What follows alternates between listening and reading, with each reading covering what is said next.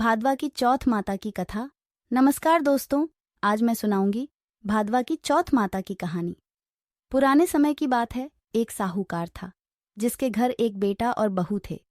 बेटा और पिता कुछ कमाते तो थे नहीं, जो बहू के साथ आया हुआ दहेज का धन था उसी से अपना काम चलाते थे।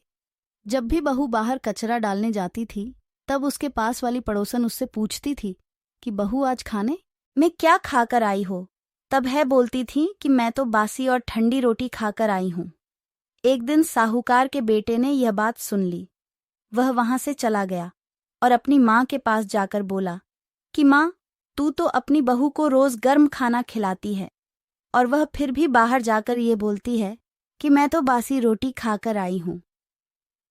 तब माँ ने कहा कि बेटा, मैं तो चारों थालियों में बराबर गर्म खाना परोसती हूं।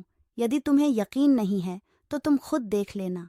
वह अगले दिन तबीयत खराब होने का बहाना बनाकर कंबल ओढ़कर लेट गया। तब उसको यह देखकर आश्चर्य हुआ कि बहू ने तो गरम गरम खीर और खांड का भोजन किया है, और जब बहू बाहर गई तो वह उसके पीछे पीछे जाने लगा। तब पड़ोसन के पूछने पर बहू ने वही बात दोहराई कि मैं तो बासी रोटी खाकर आई हूं। उसका पति उससे पूछने लगा कि तू अभी अभी तो गर्मा गर्म खाना खाकर आई है और पड़ोसन से कह रही है कि मैं बासी ठंडी रोटी खाकर आई हूं। तू झूठ क्यों बोल रही हो? तब उसकी विद्वान पत्नी ने कहा कि यह ना तो तुम्हारे कमाए हुए पैसों की रोटी है और ना ही तुम्हारे पिताजी के कमाए हुए पैसों की रोटी है। यदि हम इसी तरह बैठे बैठे धन को खर्च करते रहे तो यह एक दिन कुएं के पानी की तरह समाप्त हो जाएगा। इसके बाद उसका पति कमाने के लिए विदेश चला गया। पीछे से उसकी पत्नी 12 महीने का चौथ का व्रत करती थी। उसको विदेश में रहते हुए 12 वर्ष व्यतीत हो गए। तब चौथ माता और बिंदायक जी महाराज ने सोचा कि इसको अब घर बुलाना चाहिए।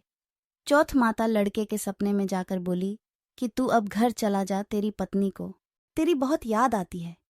वह बोला कि मैं घर कैसे चला जाऊं, मेरे यहाँ इतना बड़ा कारोबार फैला हुआ है।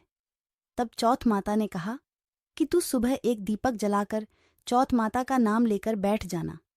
जिनके पैसे बकाया है वह पैसे दे जाएंगे और लेने वाले ले जाएंगे। लड़के ने वैसा ही किया और उसका सारा काम एक ही दिन में निपट गया। जब वह घर जा रहा था तो उसे रास्ते में एक सांप दिखाई दिया जो आग के पास जा रहा था। उसने सांप को आग से बचाने के लिए सिसकार दिया। ऐसा करने से नागराज क्रोधित हो उठे और कहाँ की है पापी, मैं तो इस नाग योनि से मुक्ति के लिए जा रहा था और तूने मुझे सीसकार दिया। अब मैं तुझे 10 लूंगा। तब वह लड़का बोला कि मैं 12 वर्ष बाद अपने घर जा रहा हूं, आप मुझे अवश्य ही 10 लीजिएगा, किंतु आज मुझे अपने घर वालों से मिलने दीजिए। आप कल रात को आकर मुझे 10 लेना। नाग ने उसकी शर्त मान ली और वहां से चला गया। जब लड़का घर आया तो वह उदास था। उसने अपनी पत्नी के पूछने पर सारी बात बता दी। उसकी पत्नी बहुत चतुर थी।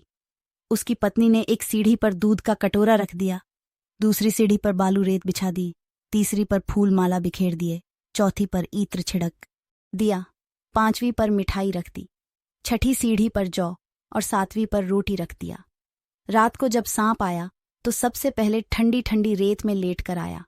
फिर दूसरी सीढ़ी पर दूध पीकर कहा कि मैं साहूकार के बेटे को डसता तो नहीं, लेकिन वचन दिया हुआ है इसलिए डसना पड़ेगा।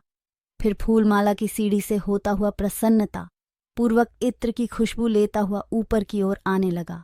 सांप को ऊपर आता हुआ देखकर बिंदायक जी ने चौथ माता से कहा कि इस साहूकार के बेटे की रक्षा करनी होगी, क्योंकि इसकी पत्नी इसके लिए चौथ का व्रत करती है, उसका फल तो देना ही पड़ेगा। तब बिंदायक जी ने सीढ़ी पर रखे हुए जौ से सुई बनाई और चौथ माता ने रोटी की ढाल बनाई और सांप के आगे लगा दी। बिंदायक जी ने जौ के सैल बनाए थे, उनसे सांप की मौत हो गई। सुबह उस लड़के से मिलने गांव के लोग आने लगे, क्योंकि वह 12 वर्ष के बाद वापस घर आया था।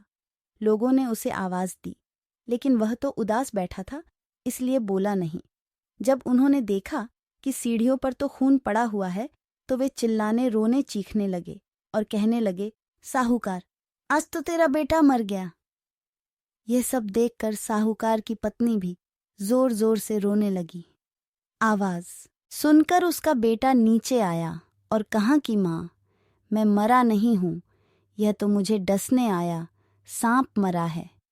यह सब देखकर उसकी पत्नी भी प्रसन्न हो गई कि मेरे पति के प्राण बच गए। उसने चौथ माता को धन्यवाद दिया और कहा कि यह तो चौथ माता ने मेरे व्रत करने का फल दिया है। हे चौथ माता, जैसा फल साहूकार के बेटे बहू को दिया वैसा सभी को देना, कहानी करने वाले को, कहानी सुनने वाले को, हुंकार देने वाले को और पूरे परिवार को देना। बोलो चौथ माता की जय। वीडियो पसंद आया हो तो वीडियो को लाइक और चैनल को सब्सक्राइब कर लीजिए। धन्यवाद।